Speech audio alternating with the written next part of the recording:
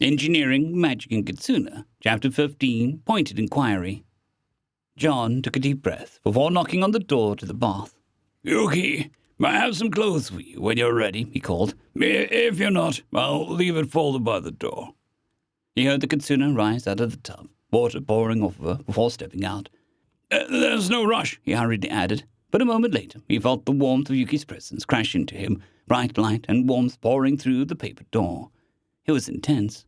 He even threw it, and he looked away and blinked away spots. It didn't last long, though. The door cracked open, and a furry arm reached through the crack, no longer soaked wet, but extremely fluffed up. He heard Yuki say, plus some fabric swishing noises as she unfolded the clothes, but no complaints. "Make sure you do up the metal parts," he said. Sadly, he had yet to even learn the character for clasps, never minding knowing how to say it. There was no verbal response from the Kitsune, but he heard Yuki shift around and sighed. Perhaps a minute later, the door slid open, confusion evident on her face.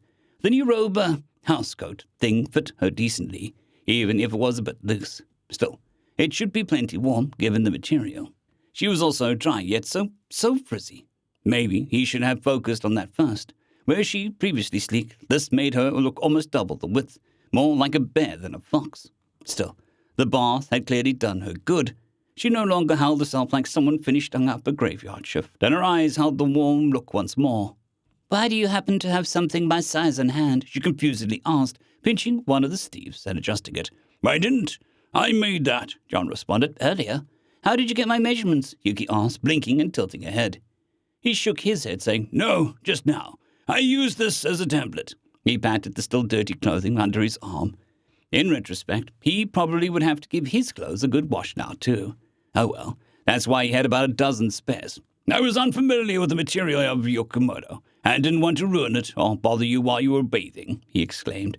"So I whipped something up real fast. Nothing special, but it's serviceable." She looked down at the row. "How? The amount of sewing alone without being physically faster?" she questioned. He shrugged. "Look at the seams. I used a tool to make the fabric liquid," he began before stopping to check his book. Sadly, he saw no word that would fit. "Well, not quite liquid, kind of half liquid. I merged them so I didn't have to sew, and cutting fabric sections to roughly mimic your kimono's proportions was pretty easy. Is the tail slit in the right size, or is it too tight?" She examined the seams and opened her mouth, clearly fighting to find her words before saying, "Everything fits well enough, especially for such a rush job. It's not that I'm unthankful, but why do you do this rather than cleaning my kimono?" His ability to find the words failed him momentarily, and he returned to writing. "2 reasons. 1, I didn't want to risk ruining it, as I am unfamiliar with the material and wanted to ask you more first. 2, I know from experience that having only one set of clothes sucks." A faint but warm smile crossed her muzzle. That it does," she admitted. "Thank you. You're an excellent host, John. For future reference, it washes just fine with warm water and soap." He felt like he did the bare minimum that one should when someone trips into your doorstep, injured and alone. Hell, he almost didn't even do that. Maybe standards were different here, or perhaps she was just buttering him up. Either way, he had questions burning at the back of his mind. Ones that should not wait longer now that she had time to gather herself. John put a smile on his face. "Thank you," he said. "I do have some things I'd like to talk to you about. Would you mind following me to the room where we've been having our lessons?" Yuki nodded in response, and as he led her to the sitting room, he felt his mind start spinning again. Earlier, he had suppressed it, busying himself while she rested. But now, everything was coming back in full force. Why did she go feral? What was that thing that she tore out of the spider? Would it happen again? These and more tore through his mind, quite unease following in their wake. They sat opposite, and John put some paper on the table, sliding a sheet and some writing implements over to Yuki. He didn't trust his lacking mastery over the spoken word to carry the day here, and it may involve a lot of phrases and characters that they hadn't gone over yet. "What was that orb you tore out of the nameless and ate?" he wrote, short and simple. Yuki smiled and faltered as she took up her brush without missing a beat, writing a quick sentence. "That was its soul." John leaned back, staring blankly at the ceiling. Fine. Of course, the mysterious ancient Kitsune who broke out of prison randomly went feral and ate souls. Why wouldn't she? He could feel the headache coming on, and the conversation had just begun. He heard Yuki clear her throat, and he snapped back to her. She tapped her sheet, pointing to a few new sentences she had written. "The soul is an anchor for magic, and a record of one's impact on the world. By anchoring it to the physical and claiming it, one can strip both from it to metaphysically bolster oneself. They still pass on, eventually, and the afterlife does much of the same, so it is really just accelerating the process a bit and using it to one's own ends is all.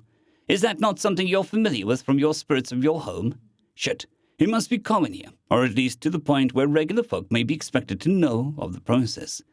He could process that bit about confirmed afterlife later. He had to come up with a line now.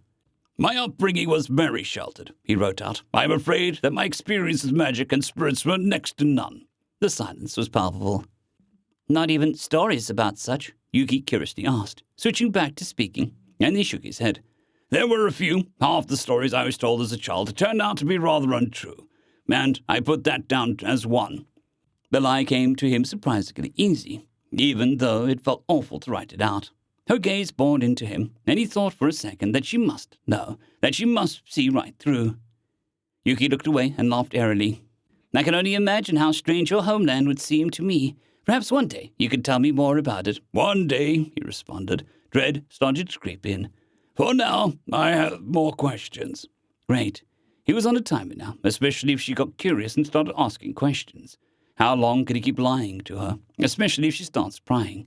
For all he knew, this planet may have had a history with visitors from another universe, and revealing such to Yuki might result in her summarily ripping his throat out, despite how friendly she'd been so far. He had to write some notes to help him keep this story straight, in English, of course, like most of his personal notes were already written in. Even if Yuki found them, she'd undoubtedly dismiss them as nothing unusual. Why did your demeanor change when you attacked that spider? John asked, although his phrasing was more delicate than he felt like he should be. He had a sneaking suspicion that his guest might object to having her behavior described as feral. What do you mean? All I did was kill a spider, she asked, her voice as smooth and as low as always, and he blinked in disbelief, shaking his head. Yuki tittered, covering her muzzle with one hand before swapping back to writing. I'm sorry, I couldn't resist, no. To extract the soul of something, you have to tear it out from something's heart, either before death or within seconds after. It's a quick and clean process on most things, but things must realize their imminent death on some level to tear it free intact rather than in pieces, which is hard to do to a beast without brutally tearing it apart. That was strangely logical, and nowhere near as bad as he feared. Of course, that assumed Yuki was telling the truth. Still, he felt like she had at least earned the benefit of the doubt at this point. Did you enjoy it? He asked. She nodded. Yes, he shivered. No attempt to lie, no deflection, just clear admission with no hint of guilt. Even if one passed on eventually, he can't imagine having your soul stripped down to its core was a terribly pleasant process. Now, here's the big one. Have you done that to people before? Of course, she wrote, not hesitating even the slightest bit before answering. Her matter-of-fact attitude sent a spike of cold dread directly into his gut, and he sat up straight and instinctively leaned away from her before he could suppress his reactions. Are you afraid of me doing that to you? She questioned, a frown slipping onto her face. The silence was deafening. He could not bring himself to write or speak. I wouldn't, she borderline cooed, a comforting warm smile slipping back onto her face. I enjoy your presence far too much to do something horrible like that. But if that's not enough, there are practical reasons I wouldn't either. I'm far too interested in your knowledge to toss it away like that. Not to mention that the souls of yokai and, that's the word for elites again, are the only things with enough metaphysical weight to make it worth my time. It'd be like chasing down an individual grain of rice, while also depriving myself of a pleasant conversationalist. That tracked the more he thought about it, and his speeding heartbeat slowed as he thought it over. Even if Yuki was a sociopath, willing to eat somebody's soul for the slightest reason, it makes zero sense to target him. Hell, she probably would have torn apart those soldiers earlier. She did threaten to eat their hearts, didn't she? What about the soldiers, then? He asked. Them, Yuki chuffed. I would have followed through on my threat if needed, but more to scare them off in the future than for anything. If they didn't back down, I would have left down, put a hand through one of their chests, probably the leader's, and scooped his soul, and then the rest would have fled. It might have come across as a bit harsh, but it may have ultimately saved us a lot of annoyance in the long run. Even though it had been only a few days, it was sometimes easy to forget that Yuki wasn't just a big fuzzy person. No, she was a yokai through and through, with centuries of experience and a genuinely alien mindset at times. At least, he hoped that was the reason. What if that was just the typical mindset of those in power around here? After all, Ike seemed scared of mundane folk getting more power to any degree. Could he even be more alone than he suspected? Still, these concerns were addressed, at least somewhat. Yuki had clear answers, sure, but he had no way of verifying any of it. Even if the Kitsune hadn't steered him wrong yet, part of him couldn't help but wonder, what is the big deal if she was even lying to him? Even if it was some abominable act by the standards of local morality, she was also the only person to talk to him in half a decade, and was his only way out of this entire morass he found himself in. He was surviving just fine, sure, but would he ever thrive? Could he? It hurt to admit, but all that needed to happen to drop him back into the muck was one bad day. And even if something didn't immediately kill him, a bad flu could leave him bedbound with nobody to help. Or a broken ankle could leave him forever unable to maintain his residence due to the lack of proper medical care or time to rest. He'd move on just to circle back later, he guessed. So, how about the tightness? Is that anything we have to worry about? He questioned. Part of my weakened state, I'm afraid, she responded, ears dipping as she wrote. Some of the venoms that helped contain me still flow through my veins even now. She saw him straighten and held out a hand before he could interrupt. Worry not, even though I am diminished by other factors. The poison only causes me a bit of soreness and tiredness when I exert mystical might. His eyes widened as the realization hit him. That's why the Kitsune was worried about the water gauze at first. Yuki's experiences with toxins must have left her wary. Shit, he would have tried to find another way if he had known about them. There was no telling how they might have reacted with one another. He could have caused... Yuki cleared her throat, and he snapped back to her. Cheeks faintly reddened. Apologies. I must have spaced out.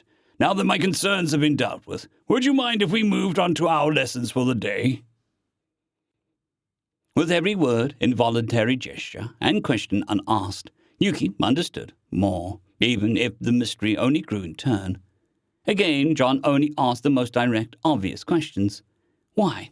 Of course, she responded verbally, with a smile, laying out a rather lackluster attempt at his advanced mathematics on the table and sliding it over to him. Some were familiar, the examples more than enough to make it clear that they were the same concepts, just organized differently. More neatly, Yuki dared say. Others were alien, and she struggled to see what they were doing, let alone their practicality. But they were clearly part of the guiding logic behind his artifice in some way. As he read them over, and his focus slipped away from her in turn, she watched and listened as his body responded. His heartbeat slowed, his legs untensed. On its own, she'd take it to mean his doubts were assuaged and that he was less terrified of her than he was prior. Yuki was under no delusions about how he felt during that long ride home, with how his eyes lingered on her gore-slicked muzzle, even if it broke her heart. Alas, responding directly to those anxieties and revealing she noticed would only worsen them. She should have thought a bit longer rather than letting her impulses control her, but what was done was done. Regardless, that little fact wasn't on its own. Whenever the pair talked, he never asked much about the nation or even her past, even if it was terribly relevant. Really, he didn't even know the faction she headed up was called the Hollow Sun Reclaimers. At least, it was. It would be a shame if they ended up calling themselves something later. She was rather fond of that name, but her memories were admittedly still fractured and would be for quite some time. She could only hope that she was the same person when she got them back.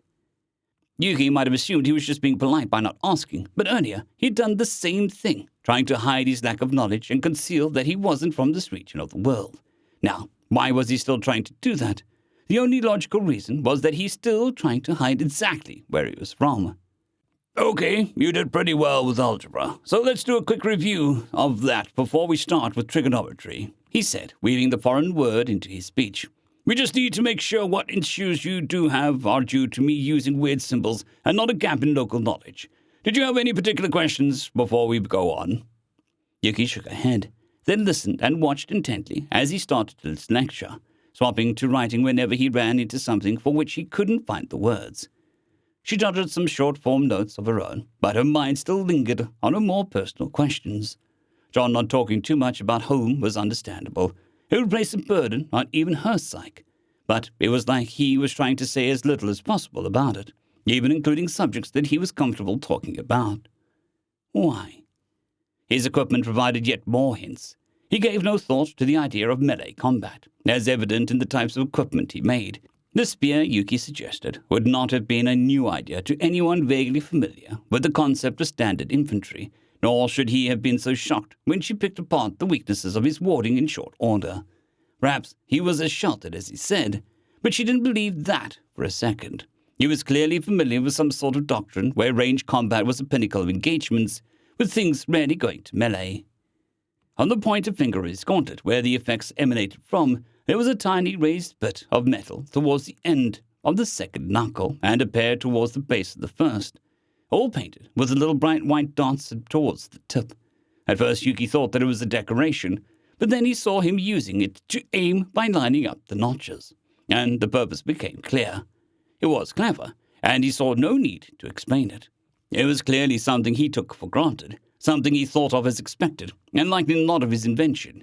Of course, it was on the crossbow too, but such a thing wouldn't provide a decisive enough advantage to make melee combat outmoded. There has to be some sort of weapon she's not familiar with that he's emulating, likely one of extreme range. Why, then, did he claim to be unfamiliar with magic? It was a foundational tool of any successful military, and if he knew about the little details like how weapons are aimed, he doubtlessly knew some of the more general information. Yuki wagered that even if their unbound equivalent didn't engage in melee combat despite a decisive durability and mobility advantage, there would still be plentiful niches for their tactical use. Plus, if they opted to not use any magical forces for some cultural reason, she doubted his nation would have lasted long enough to accumulate power while their neighbors would roll over them. Oh, that was an interesting concept. She had never considered how to visually represent the results of equations. There was a simple genius to the Cartesian coordinates, he called them. She quickly scribbled down a few more notes on these curious rules. It's a shame she didn't know his language. It probably looked much more graceful there than in her approximation of the sounds of his characters. Was it possible that they didn't have any magical forces? If his region had a very weak tradition of such, be it due to isolation or never making something equivalent to the grand bargain, well, she'd hide all she could out of fear of invasion. There was a reason why they sealed things like her away, by stabbing them full of things that seeped poison and dropping the largest mountain they could find on top. The thought of the shape of all things healing the deep stone around her when she came so close to a frown slipped onto her face. How had they evaded anything migratory that flew? There were a great many traders or pillagers who lived on the wing, taking stories with them, and they surely would have found John's homeland at some point during the world's long history. It couldn't be underground. His senses clearly weren't adapted to it. Could it be from yet an unknown sealed realm, a whole people sealed away from the world at large as an experiment by some ancient power? Surely not. That would mean someone brought John here. But who would do that only to leave him abandoned in the woods to survive alone? It'd be an insane investment and risk discovery of whatever their plan was for no reward. Yet it would explain much, wouldn't it? His reluctance to question was because he was likely terrified of revealing how little he knew of the greater world, giving away the game. She could not fault his caution in that case. If they had little magic in that world of his, well, even in her diminished state, one like her would likely find it relatively easy to subvert. It only took moments to destroy a body, and ministers were terribly easy to impersonate after all. It'd be easy to determine if she was correct. She could feign ignorance on a few subjects and see if he corrected her or went along with a mistake. She heard a buzz in his pocket, and a moment later he reacted by stiffening, putting out that curious alarm tablet of his. She really did have to ask him about how they transmitted signals at some point. She could think of a few methods, but there was always a chance he thought of something novel. One buzz, a pause, then a continuous steady shake rang out, and John paled. Looks like she would have to ask him later. End of chapter.